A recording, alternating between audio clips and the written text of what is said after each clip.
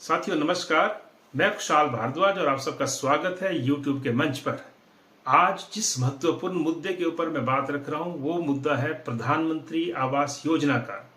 नरेंद्र मोदी ने 2019 के चुनाव में जाने से पहले देश की जनता को ये वायदा दिया था कि 2022 तक वो पूरे देश में जो है गरीबों को मकान दे देंगे और कोई बिना आवास के नहीं रहेगा।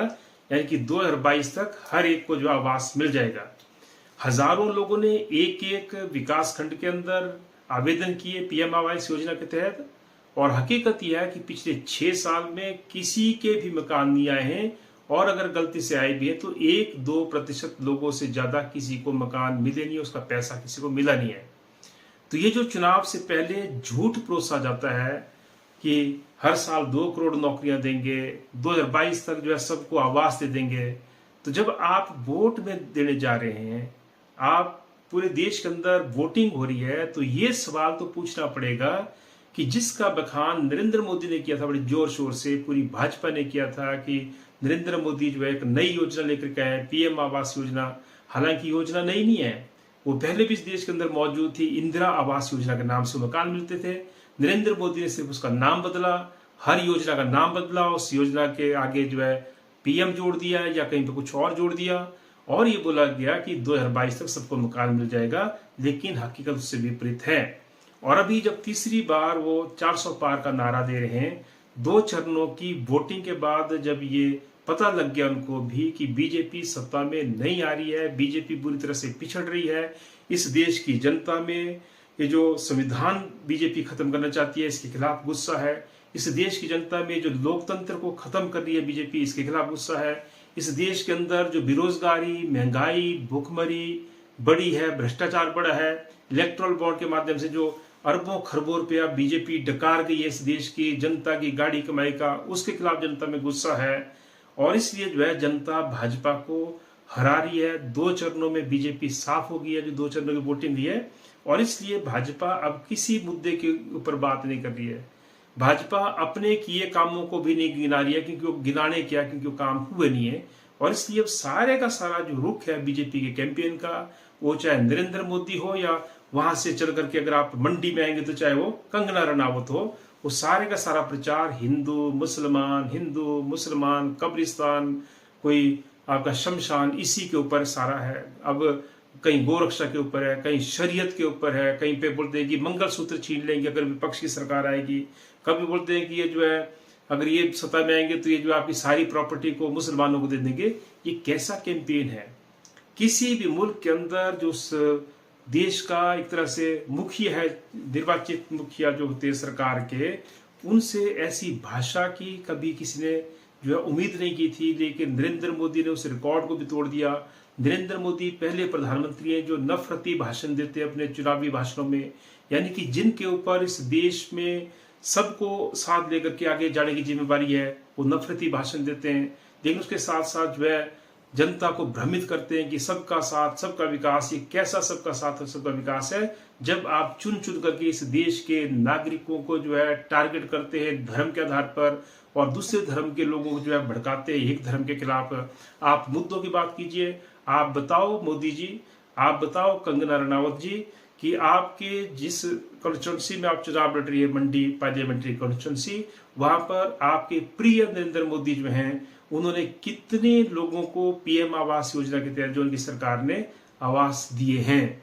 हकीकत ये है, और ये आप सब लोगों को पता है, एक एक गांव में 10-10, 12-12 लोगों ने आवेदन किए हैं, किसी का मकान नहीं आया है।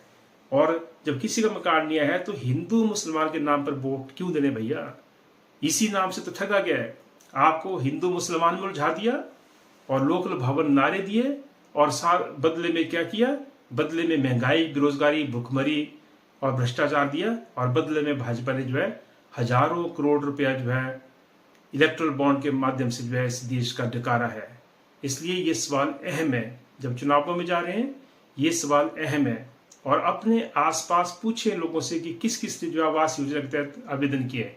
मुझे भी ऐसे कई लोग जानते हैं, मेरी जो कॉन्स्टिट्यूंसी है जोगिंद्र नगर, और उसके साथ साथ मंडी जिला के भी कुछ इलाकों में, इवन जो आपका मेरे पड़ोस में जो कॉन्स्टिट्यूंसी है द्रंग, वहां पर भी कई लोगों ने आवेदन किए। कई लोगों के फोन आते हुए भी कि हमने आवेदन किया, हमारा मकान नहीं आया, कब आएगा? तो ये तो ठगबाजी है ना जो भाजपा ने की है। तो ये सवाल पूछना चाहिए।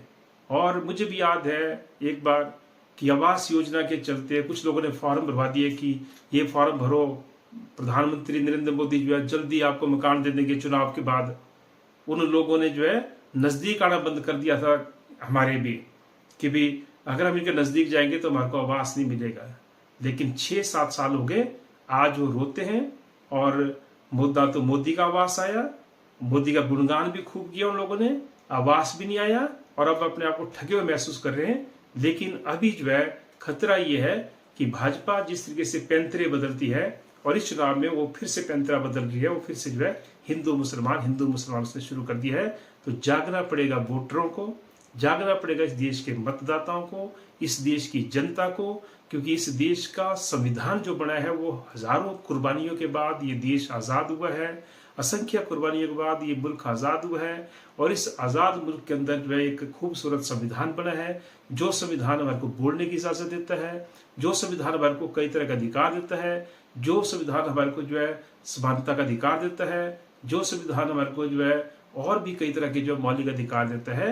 और वो संविधान जो है कमजोर तबकों को, जो समाज के सताए हुए तबके हैं, दलित है, आदिवासी है, या फिर ओबीसी है, या आपके शारीरिक रूप से अक्षम है, उनको जो है संरक्षण प्रदान करता है। उस संविधान के ऊपर जो है चोट पहुंचाना चाहती है बीजेपी, उसको बदलना चाहती है। तो इसलिए भाजपा आपके पक्ष पे काम करने वाली पार्टी नहीं है। भाजपा की सरकार ने अपने 10 साल के कुशासन में दिखा दिया है कि उनकी कथनी और करनी में दिन रात का अंतर है। वो जो लोक लुभावन वायदे करते हैं, प्रचार करते हैं, उसका 1% भी वो लागू नहीं करते हैं, बल्कि वो ऐसे मुद्दों को जो है आगे ले जाते हैं जिससे जो समाज के अंदर ध्रुवीकरण हो। तो ये बड़ा अहम मुद्दा है। आवास योजना के मुद्दे को आप हर घर में चर्चा करें इसके ऊपर, और वो सब लोग चर्चा करें जिनको इसका वायदा किया गया था, जिन्होंने फॉर्म भरे थे, किन को जो है आवास योजना में पैसा मिला अभी तक। और ये योजना कोई नरेंद्र मोदी की शुरू की योजना नहीं है दोस्तों, ये योजना बहुत साल पहले शुरू हुई हमारे मुल्क के अंदर, और बीच में इसका नाम इंदिरा आवास योजना भी रहा। नरेंद्र मोदी ने तो सिर्फ वो जो है शब्द हटा दिया वहां से और उसको पीएम आवास योजना किया। तो आज जो देश के अंदर बोला जाता है कि मोदी ने हमारे को पैसा भेज दिया आवास के लिए, पहले कभी नहीं बोला जाता था कि इंदिरा गांधी ने भेजा, कि राजीव गांधी ने भेजा, कि बीपी सिंह ने भेजा, कि किसने भेजा। लेकिन मोदी के बाद से सब शुरू हो गया कि मोदी का पैसा नहीं आया, मोदी का पैसा नहीं आया, मोदी जी के घर का पैसा नहीं आया। इसी तरीके से जो है किसान सम्मान निधि जो योजना है कि मोदी का पैसा नहीं आया, ये प्रचार किसका है? ये भाजपा के लोगों का प्रचार रहता है। असल में क्या है कि जो किसानों को सब्सिडी मिलती थी, खाद के तौर पर, बीज के तौर पर, कीटनाशक के तौर पर, और कई तरह से सब्सिडी मिलती थी, और उस सारी सब्सिडी को छीन करके वो जो है कुछ किसानों के बैंक खाते में 2-2 हज़ार रुपया आता है, जबकि पहले हजारों करोड़ रुपए की सब्सिडी मिलती थी। वो जो है इन काइंड, यानी कि जब आप कुछ खरीदते थे उसमें सब्सिडी मिलती थी, तो सारी सब्सिडियाँ छीन ली। और वो जो है डायरेक्ट जो है जिसको कैश थोड़ा सा वो जो है खाते में आना शुरू हो गया कुछ लोगों के, और उन लोगों को ये बोला गया कि ये जो पैसा है ये तो नरेंद्र मोदी आपको भेज रहे हैं, किसी मोदी का पैसा नहीं है, ये आपका पैसा है, आपके टैक्स का पैसा है। ये पहले भी मिलता था ये सब्सिडियों के तौर पर। नरेंद्र मोदी ने उन सारी सब्सिडियों को छीना और उसकी जगह जो है एक अंश मात्र जो है उसका वो कैश सब्सिडी के तौर पर जो है वो किसानों को दिया।